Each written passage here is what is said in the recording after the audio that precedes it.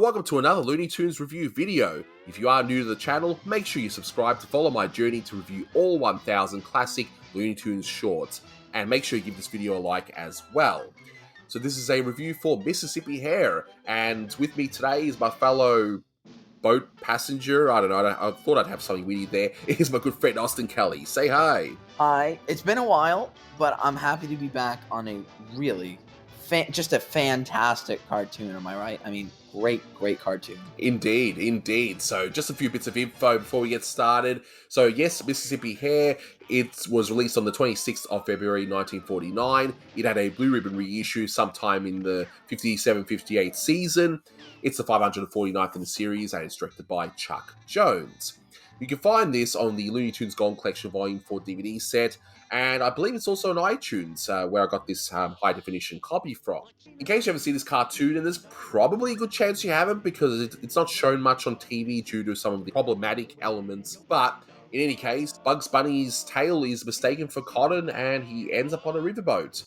He encounters Colonel Shuffle, wonderful name, and beats him at card games, causing the Colonel to go after Bugs. How many chips, sir? $100 worth, eh? In terms of trivia, not too much to go through, but let's start off with the Cucamonga bit. Steamer Southern Star, now sailing for Memphis, Vicksburg, Baton Rouge, New Orleans, and Cucamonga. That comes from a Jack Benny radio show bit where Mel Blanc himself would be like a train announcer. He would announce stops along the way and then end up with Cucamonga and so on. Uncle Tom's Cabin, I know most of you are probably familiar if you've been watching this channel, but for those who are new, Uncle Tom's Cabin refers to a now very controversial book that took place in the South featuring a cast of African Americans. And this cartoon was actually one of 12 banned Bugs Bunny shorts from Cartoon Network's June Bugs Marathon, where they were going to essentially play all the Bugs Bunny cartoons in a row, but there were 12 that were deemed too controversial, and we'll discuss that in a moment too. So yeah, as you said in the beginning, Austin, it's a fantastic cartoon, isn't it? It's aside from the few elements, I think it's great. It's really nice. I have to say, it's been a while, obviously. I mean, when I made my sort of just de facto leave from the channel, I also kind of laid off of the Warner cartoons for a while. But when I was watching this one in prep for the review, I'm like, it's really funny how I've been indulging myself in a lot of comic books lately, and those are very well structured, and you've got a setup and an inciting incident and rising actions, and they all follow very nice structures story-wise.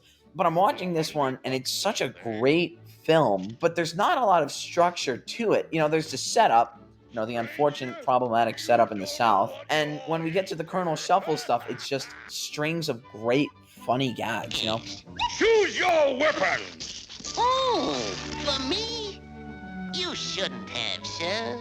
No! I think there's a lot to like about that. I think less is more.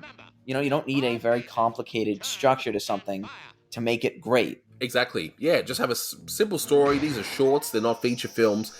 Just keep it simple, keep it tight, and yeah, the best ones are very much like that. Let's get the problematic stuff out of the way. There are 3 scenes, and usually these would be cut for television, so if you do see it, you may not have actually seen these before. So first of all, of course, the beginning, as you already mentioned, Austin, you've got the whole cotton picking scene, Dixieland being played in the beginning, and I will say, yeah, it's problematic because really it reinforces a romanticized version of the American South, but at least it's not something what they could have done. And you've seen in many earlier cartoons, like in The Sense of 11, the exaggerated African-American features and all that, and at least here it's more or less tastefully done, even though it's not quite appropriate today. Now, the Campdown Races scene, which we will discuss in a moment because I really want to bring up something with that. That comes from a minstrel type show with, the blackface and that, which is unfortunate, as we'll discuss in a moment why it's actually really an interesting scene. I go on a run all day. I bet my money on the bobtail leg. Somebody bet on me. And of course the reference to Uncle Tom's Cabin. But even Eric Goldberg, he does an audio commentary himself on the Gold Collection Volume 4 set, and yeah, he basically points out that at least it's somewhat tastefully done, even if it's not perhaps appropriate today.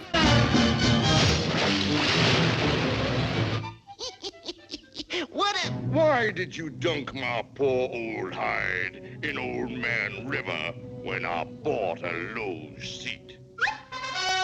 Doc. It's full of water.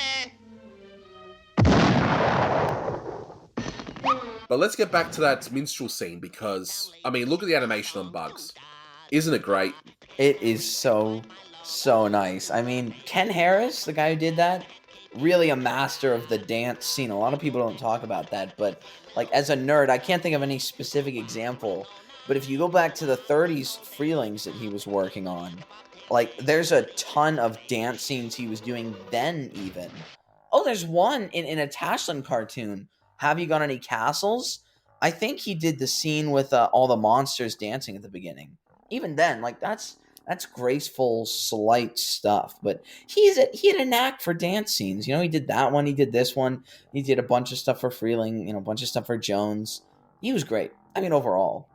Of course, and it's not Virgil Ross. I think you were telling me that there was a whole bunch of dance pencil tests and whatnot that was just, they just slapped Virgil Ross on it and everyone assumed that this was Virgil Ross. But no, it's Ken Harris, and Eric Goldberg also points that out. So, and he's very much an authority. Yeah, I think part of the confusion was in the 90s, one of the drawings from the scene sold, and there was a certificate of authenticity with it by Ross, and he was saying, you know, this is from my collection, this drawing, you know, I think he says something like, you know, it's very dear to me, it reminds me of my days at Warner Brothers. But he never says he drew it or that he did the scene, he just says that it's from his collection. And I guess people didn't really, you know, look too deeply into that because, you know, he doesn't say he drew it, but people just assumed he did, and you know, about 20 years ago when Warner's put out the first Golden Collection, they had a section of pencil tests, and I think all the scenes were actually Virgil's stuff except for this one. They had the dance scene from this cartoon, and people were just like, "Oh, well, it's all Virgil, so I guess this one is too." So it's confusing, but it's not Virgil Ross; it's Ken Harris. There we are. Exactly, and it's such a great scene, which I would have shown in slow motion as we were discussing all of that too, but just to show how great it really is step by step.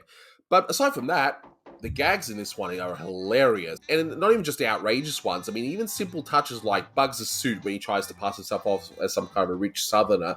And I don't know where he got that ticket from, by the way. Maybe, I wonder if he stole someone else's ticket and they got thrown overboard. I don't know. But anyway, we just go with it.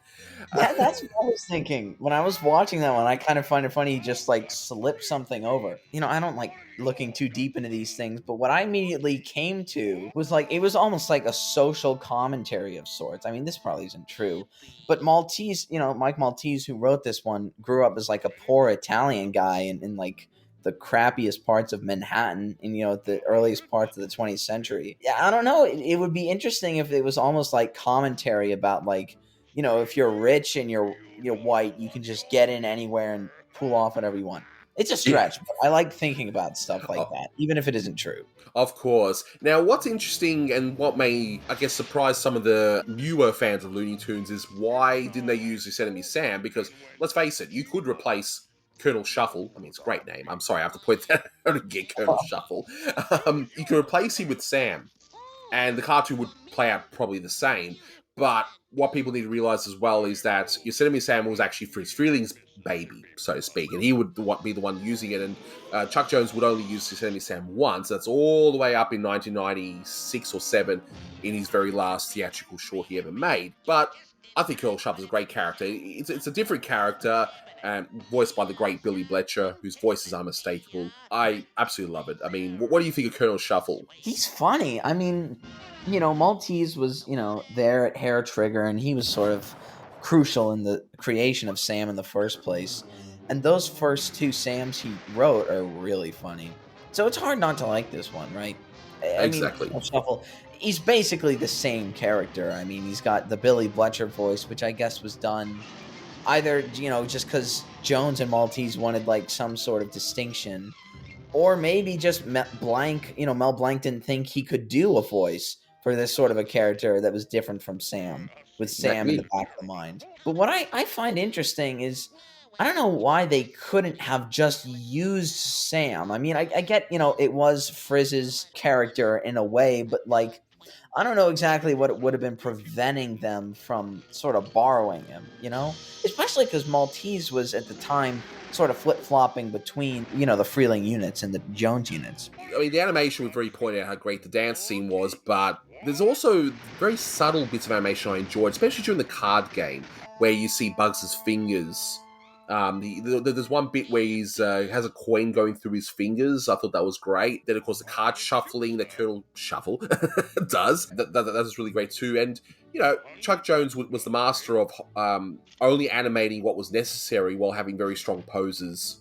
Otherwise, it's very economical and it's fantastic. Or, I do like the one where Bugs starts with the half chip and he kind of gives a sly look and then you fade out and you fade back in and he's got all the chips. I thought that was pretty funny. To what Maltese had written for the earlier Sams, right? I think when he goes, Why, fool, did you splash me in the Mississippi mud? I think there was something similar in like Bugs Bunny Rides Again or something like that. I think there is. Yeah, but it's all funny anyways.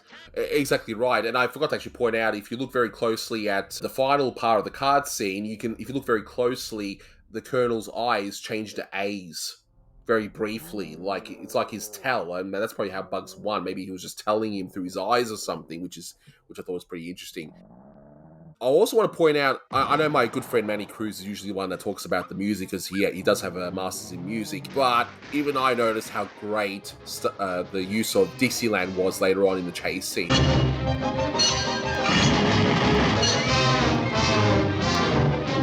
You don't hear that sort of thing very often, but he works so well in this case. I thought it was fantastic. It was outdoing himself at that time. I was listening back to that one. I thought that was a highlight too. The ending gag. I mean, we gotta love the chivalry guy.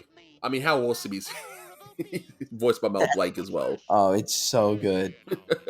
he says probably the best line in the entire short. Chivalry ain't dead. I can't allow you to molest that little flower of the South.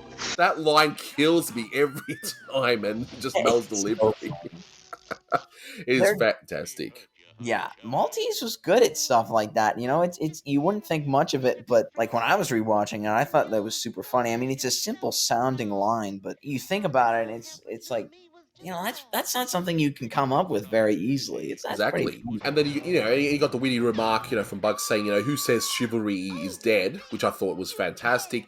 And even the ending, which is sort of like a precursor to what Maltese would do, in stuff even like in What's Opera Doc and that, where it's like, oh, well, we almost had a happy ending kind of thing, and we end, of course, with the chivalry guy just walking off the side because, he didn't like seeing Bugs Bunnies, But anyway, another highlight is how long and drawn out this particular scene is with Colonel Shuffle trying to put himself out. And, this sort of thing can be kind of dangerous to do in a short film because obviously you've only got so much time, but it works so well here, despite the fact that it's such a prolonged gag. It's so good. Yeah, well, you gotta trust somebody. Let's see now. $1.10, $1.20, $1.21. Thank you, sir. Keep the change. If I could, I would just keep praising this thing for days and days. It's so good.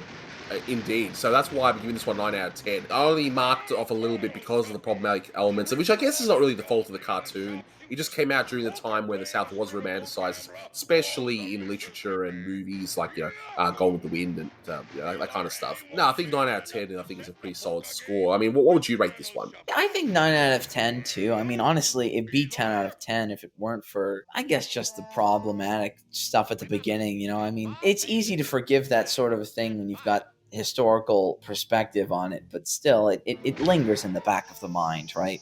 Exactly. I still think this is one for cartoon, and it still also works pretty well, even in an edited version where you took those 3 things out. Although you're not going to see that wonderful dance scene, but hey, at least you get the funny gags out of it. So there we are. So we'll wrap this one up here. Thank you so much for listening, guys, and until next time, take care. See ya.